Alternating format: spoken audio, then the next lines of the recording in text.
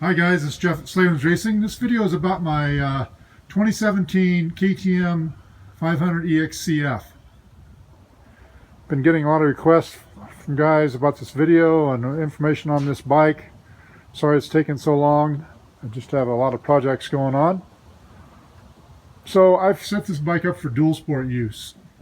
And I'll do some light trail stuff with it when I want to explore a little bit. So let's see, we'll start out with the front end here. Let's start down here. So I've got a Shinko, what's it called? Shinko 546 front tire on it. And so far I gotta say I'm pretty impressed with this tire. I've got to about 400 miles on it. Seems to be working well. Haven't had it in real wet conditions yet, but overall I've been pretty impressed with it. And it's holding up really well. Usually by now, 400 miles I'm throwing a tire away, and this one's still got a lot of life left. Let's see, I put wheel weights on it to for road use.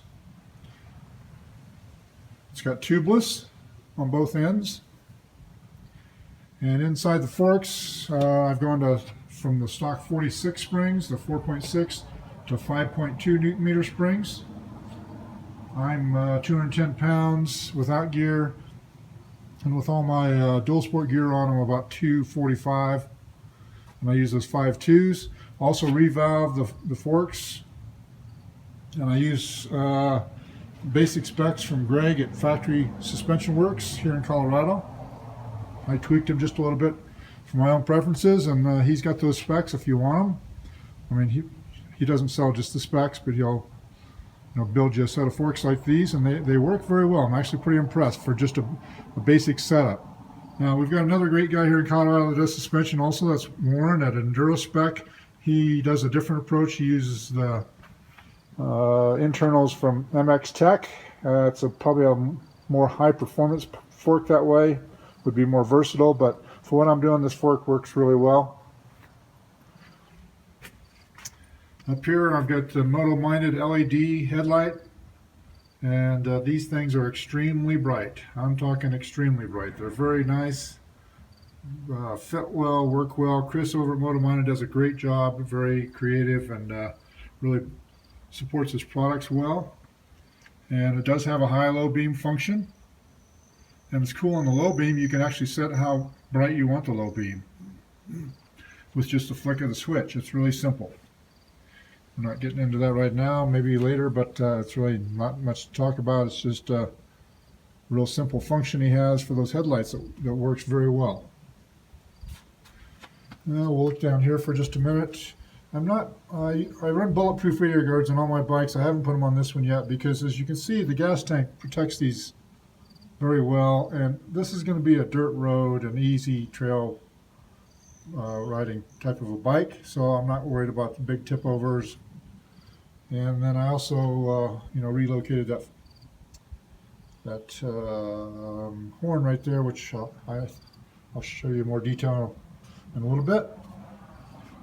Right now I'm running the KTM stock handguards, these flag style handguards, and I want to use a flag style on this bike, but I'm going to have to switch to something else because I want to run Midwest levers, and they won't work with these handguards. I really like the Midwest levers. I have them on all my other bikes, and they feel good and work very well. Still running the stock grips, stock handlebars, and I've got the XC Gear Mako 360 handlebar mount. I also added the spacer kit. I just raised them 10 millimeters. I don't like real high bar setups. Get you in a precarious position when you're wanting to get into the bike, deep into the bike for the turns, and so I don't ever do that. It's got some System Tech Racing speed bleeders here on the forks. I've got a GPS mount that we sell. It's basically from RAM. The mount part of it is, and then the holder part is from Garmin. And I use I don't have it in there right now, but I use a Garmin Montana, and then a double take mirror.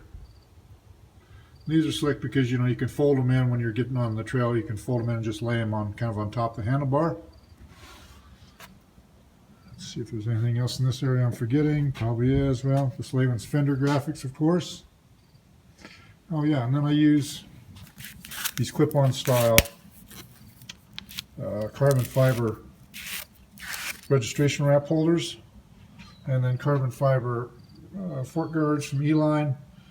You know, and the reason I use these is because the forks are pretty thin and they're easily dented.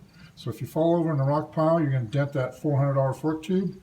Or if your buddy in front of you on his 500 kicks up and throws a big rock at you, it's going to dent your fork tube. So those are cheap insurance.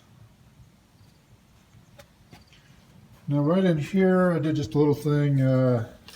That's a right angle. Let me pull this off of here real quick. You can see that piece to hook my vent hose for my fuel tank onto there. And that's off of the older model bikes, or the current two-strokes still have those. Sorry for the wiggling here, guys, but doing this by myself. And that hole's already in the frame, and I just tapped it and then screwed that piece in there. You know, I don't know what those things cost, probably $1 or something. And then the Acerbis gas tank 4.1. Very nice tank. I really like it that you can remount the stock shrouds on it. Keeps a really nice clean look. The tank fits well, functions well. As I discussed in a previous video, guys make comments about this banging your junk. Well, if your junk's up there, you're already in big trouble. You're going over the bars. So I wouldn't worry about that much. And then I also use the stock flange mounting bolts, the bolts that used to be in this hole. I've got them over here now with the same stepped washer, and that allows me to hook on these O-rings that come with the tank. So, you know, if you crash or hit something with these shrouds, they've got some room to move without breaking them. And that little yellow piece there is just where the venting used to go. Inside the frame there is a a charcoal canister. So there's pieces like that on both sides. Then just blocked them off. Those are just some plugs I found around here in the house. I'm sure you could find a cleaner setup. Well, let's see, we've got the Slavens graphics. Down here, P3 pipe guard. Fits nice, looks good, keeps you from melting your pants on there, and also prevents damage to the pipe in small crashes. AXP skid plate. I love this product. It's Xavier over there does excellent work, and this thing goes on in like 1 minute. Super easy to install. In the front, there's already bolt holes in the frame, so they use those as an attachment point. And then here I have some IMS Core Enduro. They've got Core Moto and Core Enduro. The Enduro ones are bigger platform. These are the Core Enduro foot pegs. Really nice peg. They're about $1.50, 150 bucks. They work really well. They've got great traction, but not too much traction. And what I mean by that is some pegs are really sticky to where sometimes it's tough to get your foot off the peg quickly when you need to dab. So back here, I've got the shock is revalved. Also has the internal stink bug killer to balance the suspension out. This bike handles and turns extremely well, very stable. That stink bug killer really helps settle it down. And it's got a 72 progressive spring on it, which is 3 sizes stiffer than the stock one. And there again, it's got factory suspension works, base valving, and then I tweaked it for my own preference.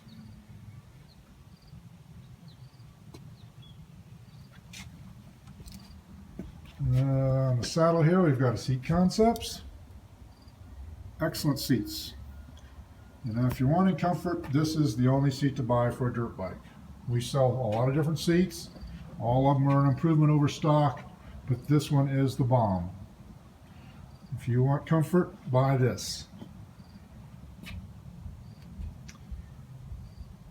So in the back here, I already covered this a little bit. We'll do this at the end of the video on what I've done to that and what I've done to the engine the tuning part of the engine. Back here we put on the XCW style under fender, this black piece, and the smaller tail light. Just a lot cleaner look than that one big droopy thing that they've got that hangs way down here. Slavens rear fender kit, graphics. Let's see, the rear tire. Let me turn this bike around. Hold on just a second. Okay, so I got it turned around here so it's a little easier to see in video. So the rear tire is a Moto's, or Moto Z, however you want to pronounce it, Arena Hybrid. And with the tubeless, and I run about 5 to 6 pounds in it. And this tire has 400 miles on it. And it's still got a lot of life left. So this last ride we did a bunch of miles. I was with a buddy, and he had the Moto's desert tire, and they wore very similarly. I mean, we also did about 50 miles of pavement at about 65 miles an hour. I expected it to really damage the tire, and it didn't. So I'm pretty impressed with these. That's the second one of these I've used. I'll probably continue using them for this dual sport application. So I left this little chain guard here to just try to keep a little more gunk off the chain, make it last a little longer. I'm running the stock gearing, 1445. Works very well. You can cruise down the highway at 65. I've had it all the way up to 100. For right now, it's got the stock chain guide on it, but I'm gonna, after that wears out or starts falling apart, is what they do. They start delaminating. Whenever that happens, I'll put on either a BRP or a TM Designs. In here, can't really see it, but there's a little flap up in here that I trimmed off to give a little bit more air to it. I did not modify the top of the airbox like my two-strokes because I'm trying to keep this bike quiet. So with the way I've done the muffler, and I've also left the reed in the intake track, this thing is nice and quiet. Here's the hookup for my vest, which I'll show you more a little bit later how that was hooked up. And then zip tie fuel filter. So this petcock, not the petcock, the I don't even know what they call this here, the fuel line mount for these fuel injection bikes. That's the stock one, and it's not really, it's actually a little too long to fit with your Cherbys tank. So I shortened it.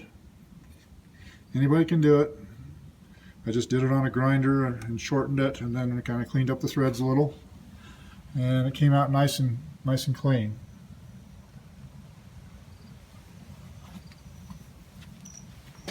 So I'm trying to think as I'm doing this what I'm forgetting. I always forget stuff in these videos. My buddy Kyle over there at the DB channel, you know, his videos are polished, and he must work from a script because he gets it all right. Me, I just kind of slap them together and go for it. So my videos are a little more down and dirty, but better than nothing, hopefully. And if I think of something I forgot, then I'll make a little addendum at the end of the video. But for right now, I'm going to pull off the tank and show you what's under there.